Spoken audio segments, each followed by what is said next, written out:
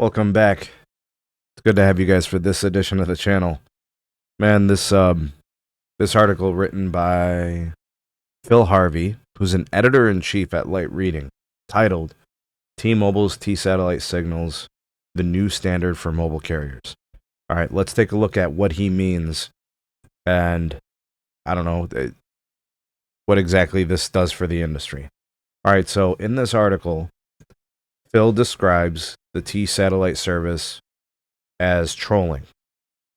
And what he means by this is, number one, they keep reintroducing the service, right? It was, launched in beta and you could sign up for it, and they gave you the text messaging feature.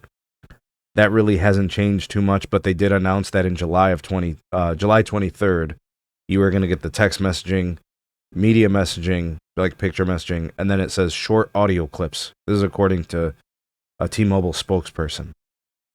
In October, T-Satellite will have data enabled, and T-Mobile's asking like web developers, app developers to create light versions of apps, so that way they can work with this, limited data connection.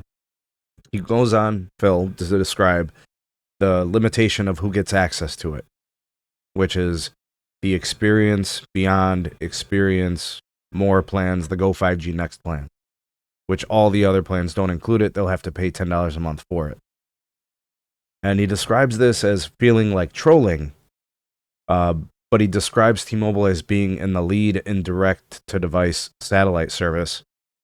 And, there were, I guess, moments where T-Mobile thought they could sell this for $20 a month. And he goes on to then indicate the entertainment factor about satellite connectivity. And that's the fact that T-Mobile is admitting that their network isn't big enough, doesn't cover enough of the country, that they're going to rely on this in a lot of instances. Now, Verizon and AT&T are doing this too. They've got a partnership with AST SpaceMobile to do the same exact thing. But I think what's imperative, and this is why Phil, the writer of this article, made sure to include that they're willing to sell you a plan for $100 a month that includes this service. But then you say things like, this is the biggest, best network in the nation, right? T-Mobile stating that. They're speaking out of both sides of their mouth. How can you be the best network in America when you have the smallest one and you'll be relying on the satellite connectivity the most? Whereas both AT&T and Verizon will likely rely on satellite connectivity the least. And any version of Verizon's native terrestrial network, same thing with AT&T, any version of those is better than any satellite offering to a smartphone, because smartphones aren't satellite phones. It's going to be a minimalistic way of connecting, right? And the text messaging and everything has already been done with Global Star and Apple, that partnership, and all of that. So I think it's an interesting write-up for Phil Harvey to describe this as trolling.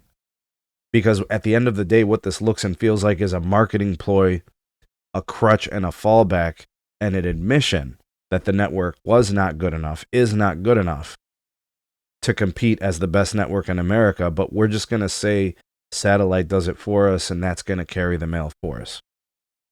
It's an interesting proposition. I don't know if you guys agree or disagree with Phil Harvey's take.